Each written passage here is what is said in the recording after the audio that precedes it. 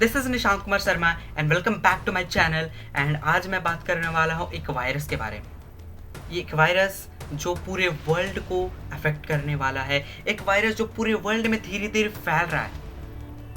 उसका नाम है H5N1। सो इस वीडियो में मैं बात करने वाला हूँ इस वायरस के ऊपर 4 पॉइंट्स पे।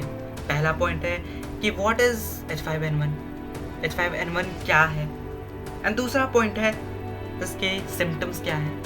तीसरा पॉइंट है अगर सिम्टम्स है तो इसके कुछ प्रिवेंशन होंगे, वो प्रिवेंशन क्या है।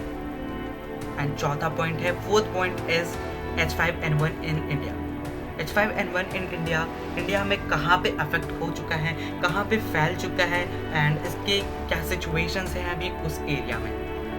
हमारा पहला पॉइंट है कि व्हाट इज H5N1। H5N1 क्या है?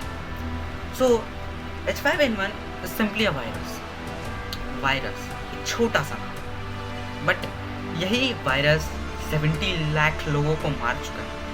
जी हाँ, 70 लाख लोगों को मार चुका है ये वायरस एक छोटा सा वर्ड। और वो वायरस कौन था? Corona virus. और कोरोना वायरस के बारे में कौन नहीं जानता, इतना पॉपुलर है कोरोना वायरस।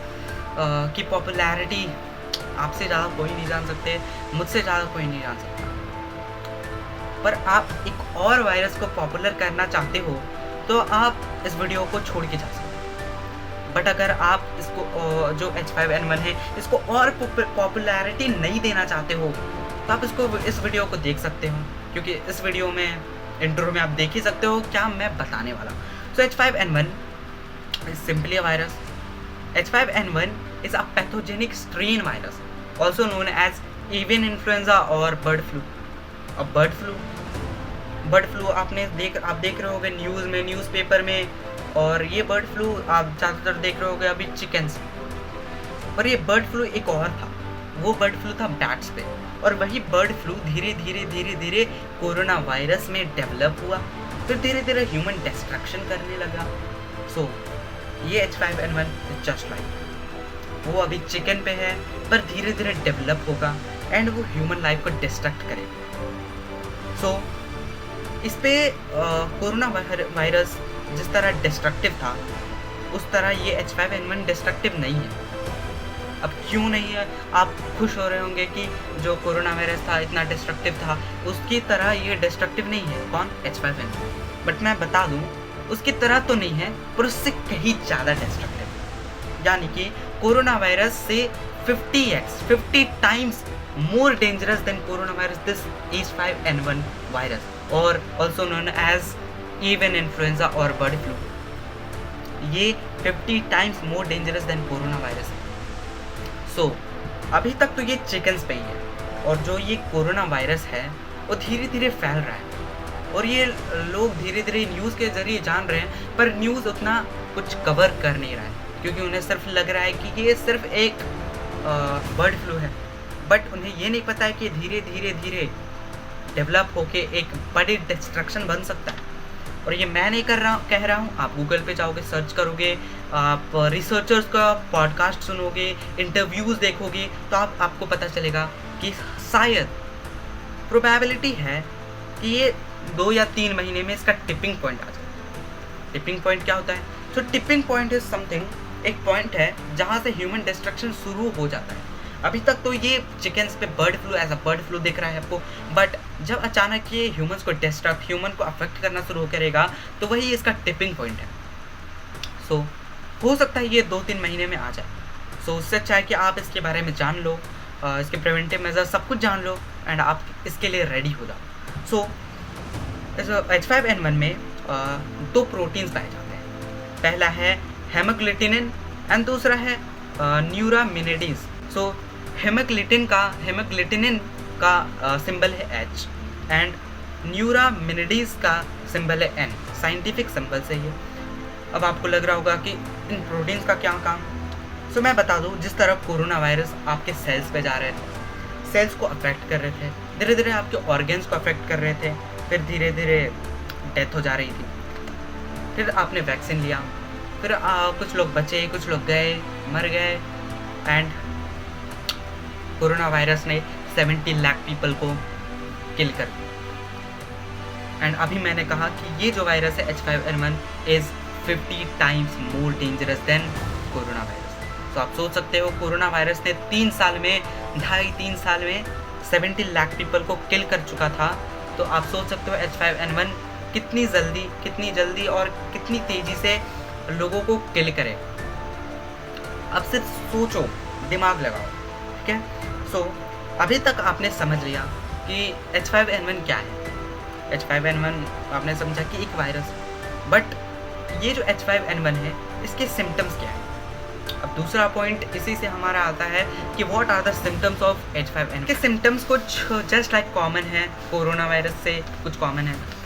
सो अभी तक इसके कुछ स्पेसिफिक सिम्टम्स तो नहीं आए हैं, कुछ आर्टिकल्स में दिखे नहीं हैं, बट कुछ कॉमन है जो दिख रहे हैं, एंड वो है फीवर आना, कफ आना, सोर थ्रोट होना, मसल एचेस होना एंड ब्रीदिंग में डिफ़िकल्टी आना।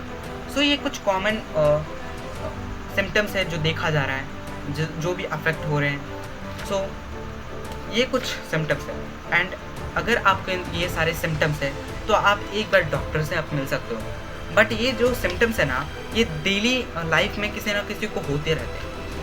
कभी आपको फीवर हो गया, कभी अगर सीज़न चेंज हुआ, कभी मौसम चेंज हुआ, मानसून आया तो आपको फीवर हो गया, आपको सोर थ्रोट हो गया, मसल एचेस हो गया।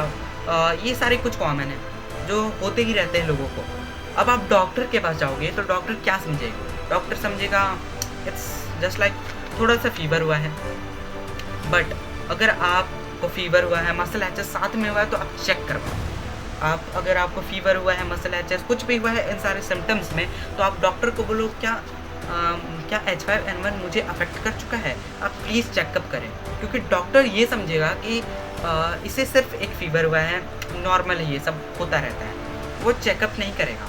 बट अगर आपको लग रहा है कि मुझ में कुछ सिम्टम्स दिख रहे हैं, तो आप बोल सकते हो डॉक्टर को, so doctor please checkup me, diagnose कर सकते हो आप मुझे। बट मैं बता दूं कि अभी तक कुछ ऐसा डायग्नोज मशीन या टेक्नोलॉजी नहीं है कि H5N1 को डायग्नोज कर सके। पर ये कुछ सिम्टम्स है, एंड हो सकता है आपको डॉक्टर कुछ प्रिकॉशंस दे, प्रिवेंटिव मेजर्स दे, आप उसको फॉलो कर सकते हो। सो अगर आपको ये सिम्टम्स आप में दिख रहे हैं तो प्लीज़ आप डॉक्टर के पास जाइए, मेरा ये ओपिनियन रहेगा। एंड सबसे मोस्ट सिम्टम्स है वो है ब्रीदिंग में प्रॉब्लम आना। अगर आपको ब्रीदिंग में प्रॉब्लम आ रही है तो आप प्लीज़ डॉक्टर के पास जाएं। ये मेरे तरफ से एक ओपिनियन आप ले सकते हो। सो इसी के साथ हमारा अब तीसरा पॉइंट शुरू होता है, और हमारा तीसरा पॉइंट है preventive measures. What are the preventive measures? अगर ऐसे सिम्टम्स दिख रहे हैं तो हमें क्या प्रिवेंटिव मेजर्स लेना चाहिए? खैर, सिम्टम्स तो दिख रहे हैं, पर मेजर्स क्या चाहिए हमें? प्रिवेंटिव मेजर्स क्या है? तो वही मेरा थर्ड पॉइंट है, एंड थर्ड पॉइंट में हम जानेंगे वो प्रिवेंटिव मेजर्स। सो प्रिवेंटिव मेजर्स में सबसे कॉमन, सबसे इम्पॉर्टेंट, सबसे क्रूशियल प्रिवेंटिव मेजर्स है वो है stay away from birds, stay away from chickens. Chicken खाना छोड़ दीजिए। आपको ये शायद अच्छा नहीं लग रहा हो कि मैं बोल रहा हूँ चिकन मत खाइए, बट एक आपको तो ये नहीं पता है कि आप लेने जा रहे हो चिकन, बट आपको तो ये नहीं पता है ना कि किस चिकन में वो H5N1 अफेक्ट हो चुका है, किस चिकन में वो H5N1 किल कर रहा है चिकन को, यानी कौन सा चिकन अफेक्टेड है थ्रू दिस H5N1 और एवियन इन्फ्लुएंजा। आपको तो नहीं पता है क्योंकि आपके आँख में कोई स्कैनर नहीं लगा हुआ है, आपके पास कोई मशीन नहीं है, सो आपको नहीं पता है। एंड जो दुकानदार है वो अपना प्रॉफिट देखेगा, वो आपको बेचेगा ही, वो बेचना नहीं रोकेगा। फ़िलहाल अभी तक तो गवर्नमेंट ने धीरे धीरे रोक रहे हैं, धीरे धीरे जो दुकानदार है, धीरे धीरे जो चिकन सेलर है उन्हें बोल रहे हैं कि अभी चिकन बेचना छोड़ दीजिए। बट जो विलेज है वहाँ पे अभी भी रुका हुआ नहीं है। सो अगर मेरी वीडियो वहाँ तक पहुँच रही है, अगर पहुँचेगी, अगर आप देख रहे हो, अगर आप सिटी में रह रहे हो और आपके रिलेटिव्स कोई विलेज पे रह रहे हैं, तो प्लीज़ आप इस वीडियो को शेयर करिए, क्योंकि उन्हें भी प्रिवेंटिव मेजर्स पता लगना ज़रूरी है। क्योंकि ये सवाल है हमारे हेल्थ का, और health is the precious thing. अगर आपका हेल्थ होगा तो सब कुछ होगा। So and preventive measures just like corona virus, mask पहनना, सैनिटाइज करना, एंड जो भी आप पहले कोरोना वायरस में करते थे, क्यों करते थे? अब मैं आपसे सवाल पूछूं कि मैं बोल रहा हूँ कि जो भी कोरोना वायरस में कॉमन जो सैनिटाइज करना होगी, ये जो प्रिवेंटिव मेजर्स थे वो आप ले रहे थे, उसको ही इस वायरस में भी फॉलो करना है। क्यों फॉलो करना है? इसलिए फॉलो करना है क्योंकि ये जो H5N1 और also known as avian influenza, ये भी रेप्लिकेट कैसे होता है? ये भी एक one place to another place, one person to other person कैसे एक्सचेंज होता है? सो ये स्नीजिंग के थ्रू होता है, एयर के थ्रू होता है। सो जस्ट लाइक आप कोरोना वायरस में देख रहे थे, स्नीजिंग के थ्रू, कहीं पे आप टच कर रहे हो तो टच करने के थ्रू, या फिर आपका स्लाइवा किसी पे टच हो गया, या फिर एयर के थ्रू ये रेप्लिकेट हो रहा था। सो ये वायरस भी थ्रू दिस मीडियम, एयर के थ्रू, इन सब चीज़ों के थ्रू ये पास ऑन हो रहा है from one person to another person. So ये कुछ प्रिवेंशन है, सो आप इसको ही फॉलो कर सकते हो। बट मोस्ट क्रूशियल, मैंने आपको कहा, जिस तरह आप कोरोना वायरस में आप प्रिकॉशंस ले रहे थे पैट से, यानी चमगादड़ों से, बट और उसी तरह इस वायरस में भी, इस H5N1 से भी आपको अगर बचना है तो आप चिकन्स, यानी जो भी अफेक्टेड बर्ड्स हैं, सिर्फ चिकन्स नहीं, जो भी अफेक्टेड बर्ड्स हैं उनसे आप बच सकते हैं, तो आपके लिए अच्छा होगा। इसी के साथ हमारा फोर्थ पॉइंट है H5N1 in India. So H5N1 India में कहाँ पे रेप्लिकेट हुआ है, कहाँ फैल रहा है और किसको अफेक्ट कर रहा है अभी तक? सो अभी तक आप देखोगे, जहाँ पे भी आप आर्टिकल्स वगैरह पे देखोगे, तो मेनली मैंने अभी तक देखा है वो है केरला एंड झारखंड। केरला में भी चिकन्स को अफेक्ट कर रहा है वो, एंड झारखंड में भी वो अफेक्ट कर रहा है चिकन्स को। एंड ऐसा कोई एस्टिमेटेड नंबर मैंने नहीं देखा है केरला के बारे में, बट मैं झारखंड में मैंने देखा कि वो 4000 चिकन्स अभी तक मर चुके हैं। एंड सिर्फ 4000 नहीं, वो धीरे धीरे जो उसका नंबर्स है वो बढ़ रहा है। सो आप अगर देख सकते हो कि जो चिकन्स मर रहे हैं, अभी तक तो 4000 है, पर वो धीरे धीरे बढ़ भी रहे हैं। सो आप ये देख सकते हो कि अगर ये बढ़ भी रहे हैं ना, ये धीरे धीरे बढ़ रहे हैं, तो ये आप सोच सकते हो ये रेप्लिकेट भी हो रहे हैं।